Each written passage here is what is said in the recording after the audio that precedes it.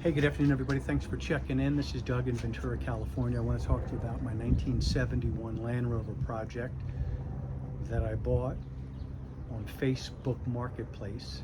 And I'll leave that to you to decide if that was a good or a bad decision. There's something about these vehicles that I think are iconic, and I've had other four-wheel drive convertible types, CJs, Toyota Land Cruisers, never a Land Rover. When I got the ad, I was interested. I live in Ventura. It's 35 miles up the road, so I decided to go take a look at it. And here's just do a quick walk around the vehicle. A little damage in the front end there, but that's okay.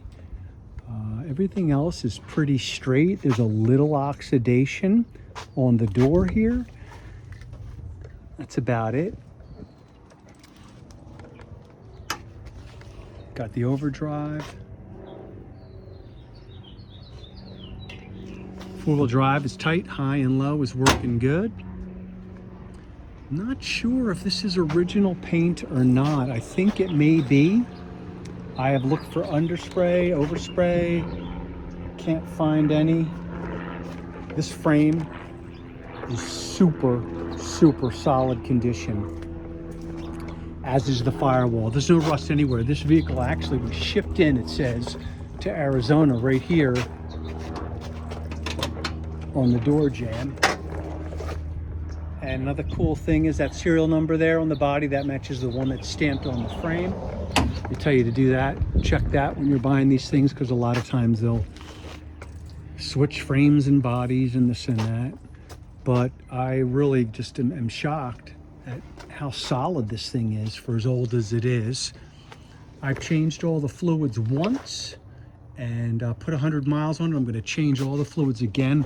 I got my package right there from Rovers North with my copper washers that I didn't have. That's why I got all the stuff down here on the driveway.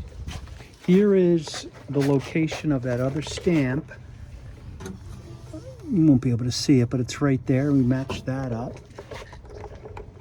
Like when I first looked at this car in February, it was not running very well, but like I said, the frame was solid and I liked it, but I wasn't going to buy anything that I couldn't really run and go through the four-wheel drive and test the car out. A couple months later, the guy that owned it called me up and said, hey, I got the vehicle fixed. It's running good if you want to take another look. So I said, sure. He replaced the carburetor and the distributor cap. Thing starts right up, just like a champ.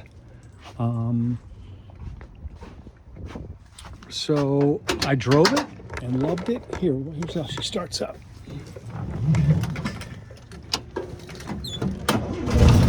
Right up.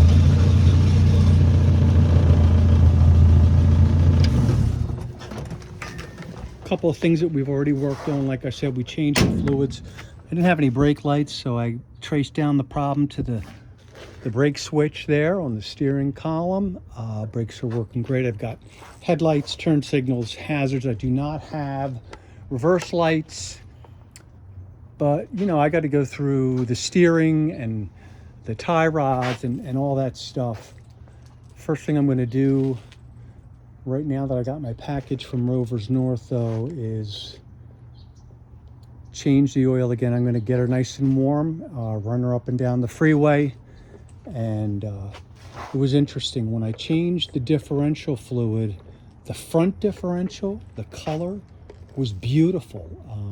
It looked like it was brand new. Maybe somebody just changed it for some reason, but the differential in the back was black and stinky and smoky. So it'll be interesting to see, but so far so good. This overdrive, I did not know much about it when I looked at the vehicle the first or the second time. And the kid that I bought the vehicle from, he said he never used it. So I don't know what he was talking about. But anyway, I got home and I tried to shift it into overdrive on the freeway on the way down, but it wouldn't go. And basically what happened right on that transmission cover, that tunnel, it was just being bound up a little bit. And I just pried it out a little and it shifts into overdrive, and I got this thing up to 62 miles an hour, which is faster than I ever want to go again, but I just wanted to see, you know, what it had.